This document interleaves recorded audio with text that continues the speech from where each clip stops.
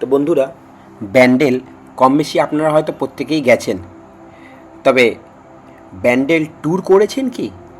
আজকে আপনাদের ব্যান্ডেল ট্যুর করাবো আমি আমার এই ভিডিওর মাধ্যমে। আজকে ব্যান্ডেলে খুব 4টে জনপ্রিয় জায়গায় আপনাদের নিয়ে যাব। তার মধ্যে যে জায়গাটা প্রথমে নিয়ে যাব সেটি হচ্ছে লাহিড়ী বাবার আশ্রম। দ্বিতীয় জায়গাটি হচ্ছে হংসেশ্বরী মায়ের মন্দির। 3 নম্বর জায়গাটি হচ্ছে ব্যান্ডেল চার্চ। এবং এখানকারই ইমামবাড়া দেখে আজকের ভিডিও শেষ করব, বা আজকের আমাদের যাত্রা শেষ করব বলতে পারেন। এই ট্যুরটা করতে আপনাদের জনপ্রতি খরচ হবে মাত্র 200 টাকা। কীভাবে সেটাও বলছি। আমি স্ক্রিনে এক টোটোওয়ালা দাদার নাম্বার দিয়ে দিয়েছি, বলরাম দা টোটো। ওনার সঙ্গে কথা বলে নেবেন। উনি কোটটা এই 4টে ট্যুর করিয়ে আপনাদের থেকে চার্জেস দেবে 1000 টাকা 5 জনের। মানে একটা টোটোতে 5 জনকে একসঙ্গে বসিয়ে রিজার্ভ করে উনি ঘুরিয়ে দেখাবেন টোটাল 4টে জায়গায়। চার্জেস নেবেন 1000 টাকা। তো 5 জনের যদি 1000 টাকা হয়, তো জনপ্রতি পড়লো আপনাদের মাত্র 200 টাকা করে। মাত্র 200 টাকায় এত ভালো একটা ট্যুর হয়তো আপনারা আগে কখনো করেননি। তো চলুন শুরু করা যাক আজকের আমাদের এই ব্যান্ডেল ট্যুর।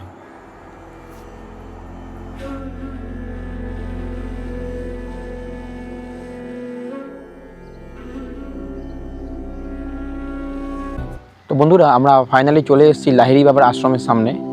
তো এখানে যে কোনো গাড়ি নিয়ে আসুন, 2 চাকা হোক বা 4 চাকা হোক বা ট্রাভেলারের মতো বড় গাড়ি, এখানে আরামসে পার্কিং করতে পারবেন। বিশাল বড় পার্কিং এরিয়া রয়েছে, আপনাদের একটু দেখাই। এই দেখুন, বিশাল বড় পার্কিং এরিয়া রয়েছে, 4 চাকা আরামসে পার্কিং করা যাবে। কার নিয়ে আসুন বা বাইক নিয়ে আসুন, যাই নিয়ে আসুন, এখানে আরামসে পার্কিং করা যাবে। এই দিকে রাস্তা দিয়ে আমরা এসেছি, আর এইখান থেকে এই দেখুন পুরো পার্কিং এরিয়াটা বিশাল বড়। আর এই রাস্তা ধরে সোজা আমরা চলে যাব মন্দিরের দিকে। তো চলুন আমরা মন্দিরের দিকে যাই।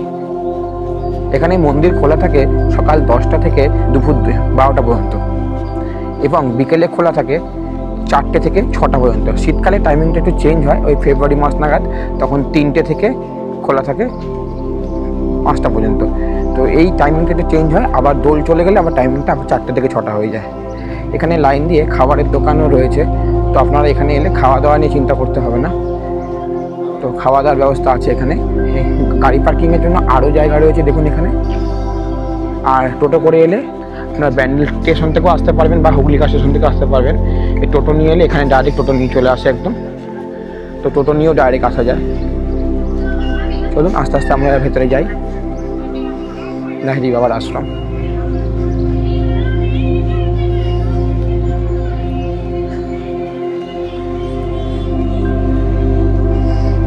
লেখা রয়েছে আধারালয় লাহিড়ী বাবার আশ্রম।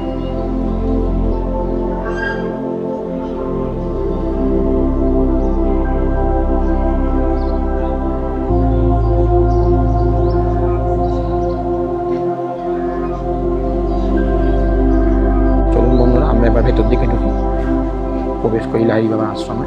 মেন গেট দিয়ে এসে এখান দিয়ে সাইড দিয়ে ঢোকা যায়। মেন গেট দিয়ে ঢোকার পর দেখুন সামনে কি সুন্দর আলপনা করা রয়েছে। এত সুন্দর রঙিন আলপনা খুব কম জায়গাতেই দেখতে পাওয়া যায়। আর এখানে এটা দেখে কিন্তু সকাল সকাল মনটা ভরে গেল। সত্যি যত আগাচ্ছি আলপনার ডিজাইন আরও ভালো হচ্ছে। সামনে দেখুন লাইন দিয়ে আলপনা করা রয়েছে। সত্যি অভূতপূর্ব জায়গা এটা। সামনে বাঁ দিকে গোলাপ ফুলের বাগান রয়েছে। চলুন আপনাদের দেখাই গোলাপ ফুলগুলি। বেশ বড় বড় সাইজের গোলাপ ফুল, দেখে কিন্তু সত্যি ভালো লাগছে। এখানে ফুলগুলো দেখে বোঝা যায় যে ফুলগুলোর যত্ন হয়, অ্যাকচুয়ালি গাছগুলোর যত্ন হয়, তবেই না ফুলটা ভালো হয়। সত্যিই তাই। এই দেখুন কি সুন্দর লাগছে গোলাপ ফুলগুলো, দেখে মনটা সত্যিই ভরে যাচ্ছে। তো চলুন বন্ধুরা আগাই ভিডিওতে। এই যে সামনে দেখছেন সুন্দর গাছ দিয়ে একটা গেট করা রয়েছে, এবং তার নিচ দিয়ে লাইন দিয়ে আলপনা করা আছে। ভালোই লাগছে দেখতে। চলুন আজকে আপনাদের সঙ্গে দেখা করাই আমাদের প্রথম অতিথি। এই দেখুন সবাই কি সুন্দর বসে নিজের গা পরিষ্কার করতে ব্যস্ত। রাজহাঁসগুলি অভূতপূর্ব লাগছে দেখতে, সাদা ধপধপে একদম পরিষ্কার, কি সুন্দর লাগে না বলুন সকালবেলা করে। আর তার পাশে এই যে আবার হাজির হয়ে গেছে বড় বড় সাইজের গোলাপ ফুল, কি সুন্দর। সত্যি মন ভরে যায় দেখে এগুলো। এত গাছগাছালি, সুন্দর ছাওয়া, আর তার মাঝখানে দেখুন একটা খুব সুন্দর স্ট্যাচু রয়েছে মা দুর্গার। এখানে যেমন দেখাচ্ছে বেয়ারারা যেমন পালকি কাঁধে যায়, ঠিক তেমনই বেয়ারারা মাকে কাঁধে করে তুলে নিয়ে যাচ্ছেন। মনে হয় মাকে কোনো মণ্ডপে নিয়ে যাচ্ছেন। খুব সুন্দর করে সাজিয়েছে জায়গাটা। চলুন আপনাদের এই মন্দিরের আরও অংশগুলি ঘুরিয়ে দেখাই। ঠিক এর উল্টো দিকেই রয়েছে মায়ের মন্দির, মা দুর্গার মন্দির। আপনারা এই মন্দিরটা কিন্তু অবশ্যই আসবেন, দেখবেন মন্দিরের সামনে দুটো সিংহ দাঁড় করানো রয়েছে। তবে সত্যি কথা বলতে কি, সিংহগুলো সিংহ কম, কিউট সিংহ বেশি লাগছে। সত্যি আমার কিন্তু খুব কিউট লেগেছে সিংহগুলি। তো চলুন ভেতরে যাই, মাকে দর্শন করি। দেখুন মায়ের মন্দিরে আমরা এসে গেলাম, মাকে দর্শন করি। তো চলুন বন্ধুরা, আমার সাথে আপনারাও দর্শন করুন মা দুর্গাকে। কেউ কেউ বলেন মহিষাসুর মর্দিনী, যে নামেই ডাকুন মা তো একই, মাই সে। আগাই ভিডিওতে বন্ধুরা। দেখুন বন্ধুরা, সামনেটা কি সুন্দর ময়ূর রয়েছে। ময়ূরটা খুব সুন্দর বানিয়েছে, ভালোই লাগছে দেখতে। চলুন আপনাদের দেখাই, এই ময়ূরের পেছনে একটি ঘর রয়েছে। সেই ঘরটি, সেটি হচ্ছে এখানকার কর্মীদের ঘর। কিন্তু আমার তো দেখে মনে হলো খুবই সুন্দর। মাত্র 2 টাকার বিনিময়ে জুতো রাখা যায়। তো আপনারা জুতো রেখে তবেই কিন্তু ঈশ্বর দর্শন করতে পারবেন, যেটা এখানকার নিয়ম। এই দেখুন বন্ধুরা, এই আশ্রমের সবথেকে কিউট সদস্য ছোট ইঞ্জিনটি। এত কিউট, আমি তো দেখে বারবার ভিডিও করতে লাগলাম। খুবই সুন্দর লাগে, দেখুন কি সুন্দর কিউট রয়েছে মুখটা। চলুন আগাই ভিডিওতে। পাশে দেখুন একটা স্ট্যাচু রয়েছে, ঘাসের ডিজাইন করা। স্ট্যাচুর মাধ্যমে বোঝাতে চেয়েছে প্রকৃতি মাতা আমাদের কোলে করে রেখেছে, তা আমাদেরকেও এটাকে যত্নে রাখা উচিত। বাচ্চাদের দেখুন খেলার জায়গা রয়েছে, এখানে দোলনা রয়েছে, সামনে স্লিপার রয়েছে। খুবই সুন্দর জায়গাটা। দেখুন বন্ধুরা, সামনে রয়েছে এই লাহিড়ী বাবা আশ্রমের অতিথি নিবাস। এখানে হাজব্যান্ড ওয়াইফ এবং একটি ছোটো বাচ্চা নিয়ে একসাথে একদিন কাটাতে পারবেন আপনারা। চার্জেস 1200 টাকা পার নাইট। তো সেই ব্যাপারে কথা বলার জন্য কিন্তু এই অফিস ঘরে এসে কথা বলতে হবে। সামনেই অফিস ঘর রয়েছে, দেখুন রাধাকৃষ্ণের যে মূর্তিটি রয়েছে ঠিক তার পেছনে সাদা মতো ঘরটি, এটি এখানকার অফিস ঘর। আমি গেছিলাম ভেতরে, কথাও বলেছি। তবে ভেতরে যেহেতু ক্যামেরা অ্যালাউ নেই, তাই আপনাদেরকে ভেতরে সিনারি বা ভেতরের জিনিস দেখাতে পারলাম না। তো বন্ধুরা, এখানে অফিস ঘরে কথা বললাম। এই অফিস ঘরে সে জানা গেল যে এখানে ভোগ প্রসাদের জন্য কোনো ফোন নাম্বার নেই। তবে ভোগ প্রসাদ নিতে গেলে 10টা থেকে 12টার মধ্যে এসে এখানে ভোগ প্রসাদ নিতে হবে। 12টার পরে এখানে ভোগ দেওয়া হয়, 1টা পর্যন্ত ভোগ প্রসাদ এখানে খাওয়ানো হয়। মোটামুটি যেটুকু জানা গেল যে 11টা থেকে 1টার মধ্যে ভোগ প্রসাদ দেওয়া হয়। টাইমিংটা একটু আগে পিছিয়ে হতে পারে। তবে ভোগ প্রসাদের জন্য কুপন 80 টাকা করে, এখানে এসে আপনারা সেই ভোগ প্রসাদের কুপন কালেক্ট করতে পারেন। মন্দিরের এই পোর্শনটা হেঁটে এলে কিন্তু পাটা চটচট করে, কারণ এখানে আমার যেটা ধারণা, এখানে উপরে দেখুন প্রচুর আম গাছ রয়েছে। সেই আম গাছ থেকে কষ পড়ে হয়তো এই পরিস্থিতিটা সৃষ্টি হয়েছে। তো মন্দির কর্তৃপক্ষকে বলবো যদি এটা একটু ব্যবস্থা কিছু করা যেত খুবই ভালো হতো। চলুন মন্দিরের আশেপাশে জিনিসগুলো আপনাদের দেখা। এই দেখুন একটা অর্জুনের সেই বিশাল রথ, এটাতে অর্জুন বসে রয়েছে এবং ভগবান শ্রীকৃষ্ণ যে রথের সারথি, সেই রথটা কি অপূর্ব লাগছে। রথটা সত্যি, রথটা অপূর্ব, সত্যিই অপূর্ব, খুবই সুন্দর জায়গাটা।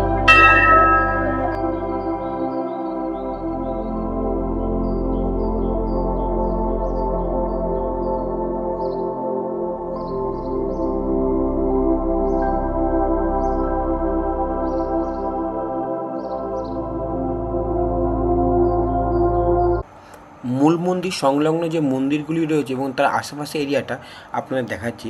দেখুন খুবই সুন্দর জায়গাটা।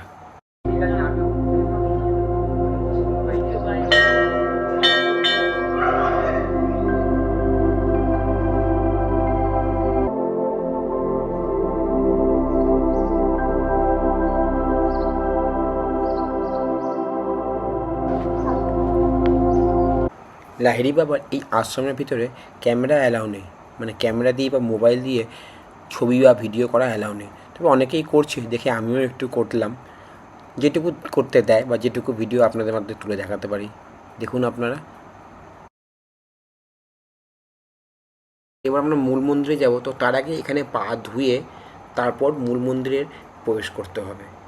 আবার যখন বেরিয়ে আসবেন আবার এখান থেকে পা ধুয়ে বাইরে বেরিয়ে আসবেন, এটাই এই মন্দিরের নিয়ম। লাহিড়ী বাবার মন্দিরের ভেতরে গিয়ে দর্শন করলাম বাবাকে, সত্যি কথা বলতে কি ভীষণ ভালো লাগলো।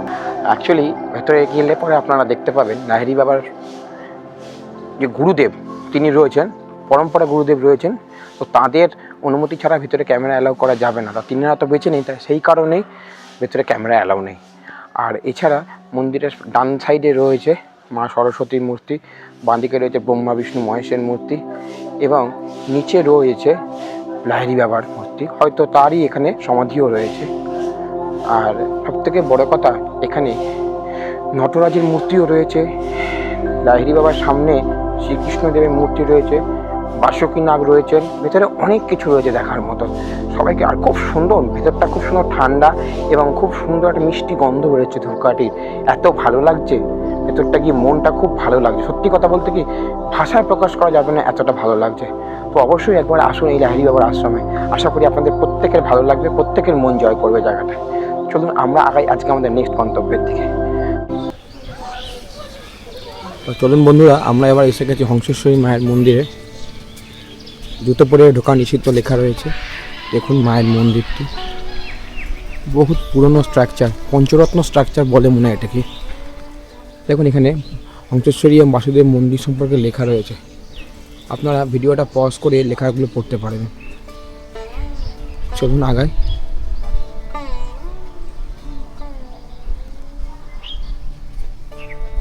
তো ফটো তোলার ভেতরে যাবে কিনা জানি।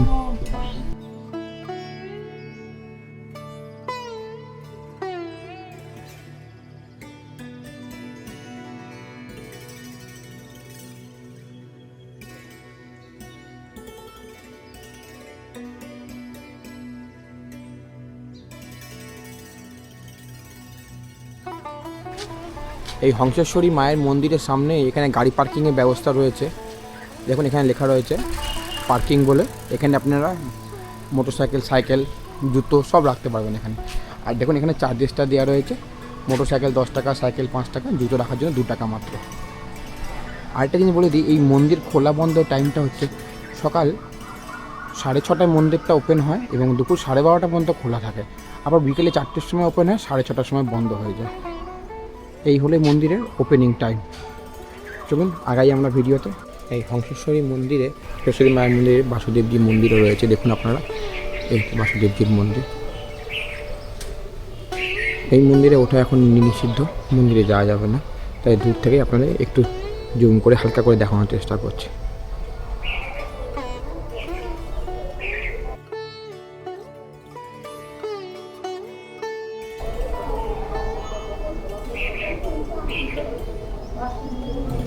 জয় বাবা বাসুদেব। আপনাকে একটু রাজবাড়িটা এখানে দেখানোর চেষ্টা করছি, যদিও ভেতরে যাওয়ার জন্য পারমিশন নেই। রাজা ঋষিপ্রসাদ ছিলেন, তার বংশধররা এখানে বসবাস করেন এখনো। একটু হালকা করে জুম করে দেখানোর চেষ্টা করছি আপনাদের।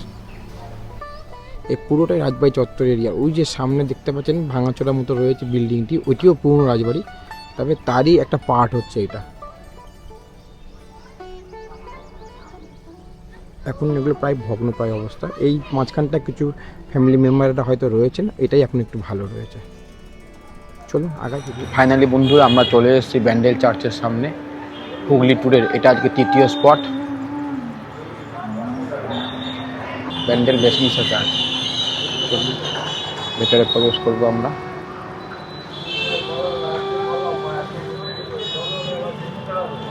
চলো বন্ধুরা ভেতরে যাওয়া যায়। এখানে কোনো এন্ট্রি ফ্রি নেই এবং এখানে গির্জা দর্শনের সময় লেখা আছে, গির্জা দর্শনের সময় সকাল 8টা থেকে বিকেল 4:50 পর্যন্ত, অলমোস্ট 5টা পর্যন্ত খোলা থাকে। গির্জায় মোমবাতি দেওয়ার জন্য অনেকে আছে না, গির্জাতে এসে ক্যান্ডেল জ্বালান, তো সেই রকম ব্যবস্থাও রয়েছে দেখাচ্ছি। এই পাশে দেখুন ক্যান্ডেল বিক্রি হচ্ছে, এখান থেকে আপনারা মোমবাতি নিয়ে গির্জা দিতে পারেন। চলুন আমরা ভেতরে ঢুকলাম। খুব সুন্দর ভেতরে জায়গাটা, পরিপাটি করা গুছানো মতো, খুবই ভালো। চলুন ভেতরে যাওয়া যায়।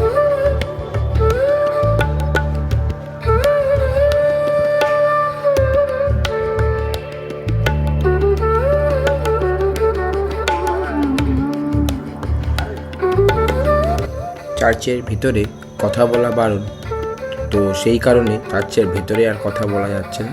আপনাদের চার্চের ভিতরে আপনারা দেখুন এবং চার্চ সম্বন্ধে জানুন।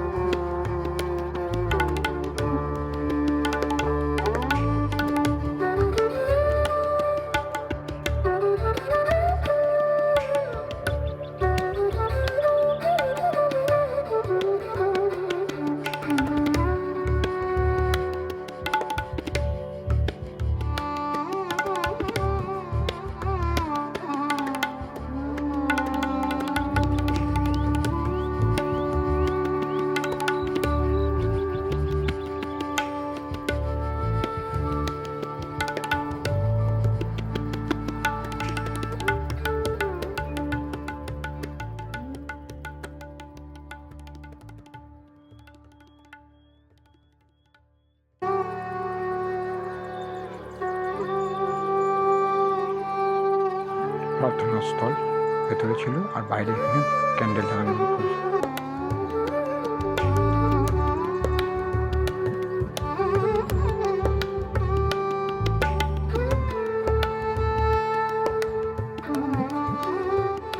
ব্যান্ডেল চার্চ দেখা হয়ে গেল, তো আমরা আস্তে আস্তে এবার রওনা দেবো আমাদের পরের গন্তব্য ইমামবাড়ার দিকে। চলুন বন্ধুরা, যাওয়া যাক।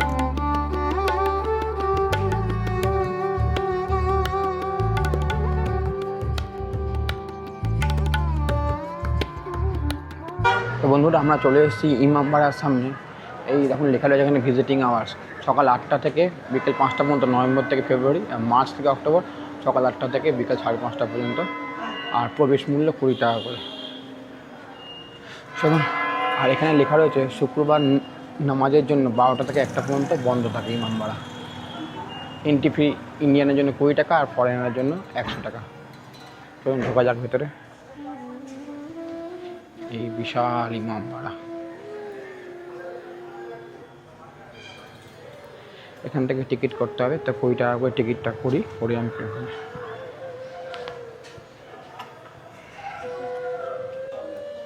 তো বন্ধুরা, আমরা ফাইনালি টিকিট পেয়ে গেছি। ইমামবাড়া ঢোকার জন্য 20 টাকা দিয়ে টিকিট করে নিয়েছি।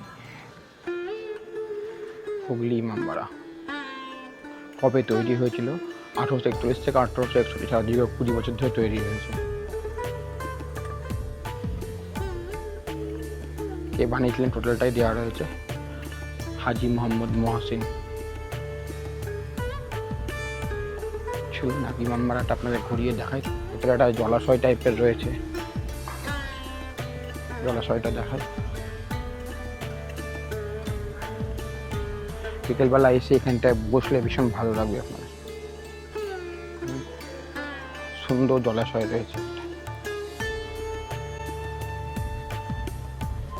খুব পুরনো তো এটা।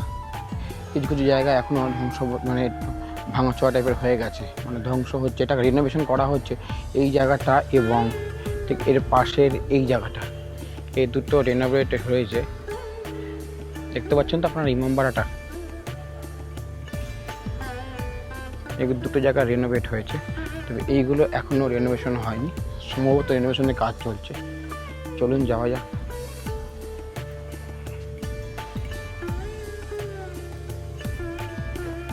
এই দেখুন মাছ না কি ছিল জলের মধ্যে।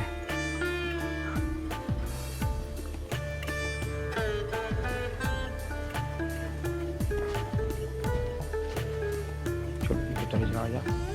প্লিজ টেক ইউর শু লেখা রয়েছে, take off your shoe.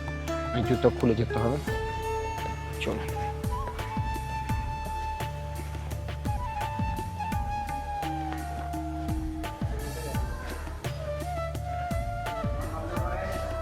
Phone তো নেই আজ হাতে, ক্যামেরা আছে।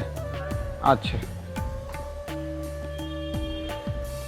তো চলুন বন্ধুরা, আমরা এবার ঘন্টা করে যাই। ভেতরে একটু বিধিনিষেধ রয়েছে, তো বলছে যে এখানে ক্যামেরা করবেন না, এই করবেন না।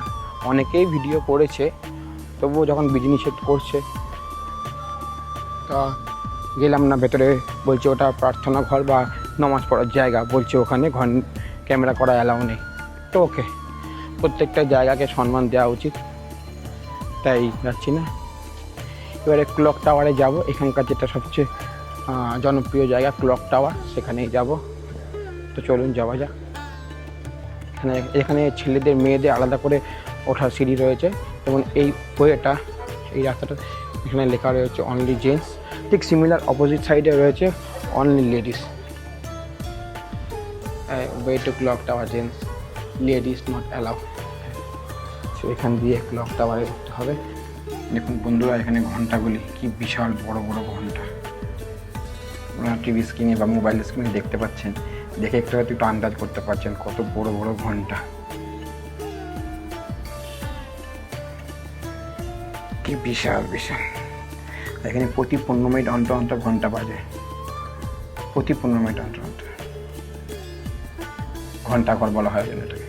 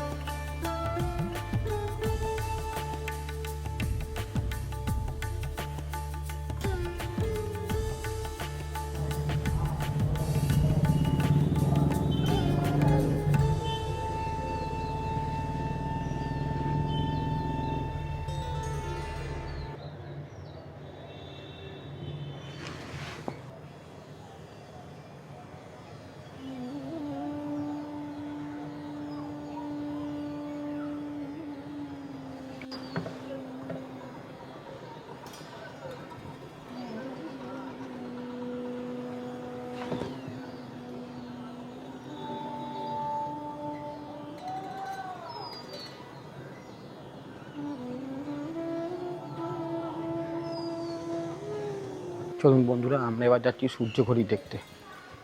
আপনারা দেখছেন স্ক্রিনে, এটি হলো সূর্য ঘড়ি। এটি রয়েছে হুগলির এই ইমামবাড়াতে। আগেকার দিনে যখন আমাদের প্রত্যেকের হাতে হাতে বা ঘরে ঘরে ঘড়ি ছিল না, সেই সময় আবিষ্কার হয় এই সূর্য ঘড়ি। এর দ্বারা বোঝা যায় আমাদের আগেকার দিনে কালচার কতটা উন্নত ছিল, বা আগেকার দিনের আমাদের ইঞ্জিনিয়ারিং যেটাকে বলেই আমরা এখন, সেইটা কতটা অ্যাডভান্স ছিল। সত্যি অভূতপূর্ব। তো কেমন লাগলো বন্ধুরা আজকের এই ভিডিওটি? যদি আজকের এই ভিডিওটি ভালো লেগে থাকে তো অবশ্যই ভিডিওটিতে একটি লাইক দেবেন এবং সাবস্ক্রাইব করে পাশে থাকবেন। এরকম ভালো ভালো ভিডিও আমি আবার আপনাদের জন্য নিয়ে আসতে পারি। তো আজকের মতো এই পর্যন্তই, আবার দেখা হচ্ছে নেক্সট ভিডিওতে। তো বন্ধুরা, আসছি আজকে।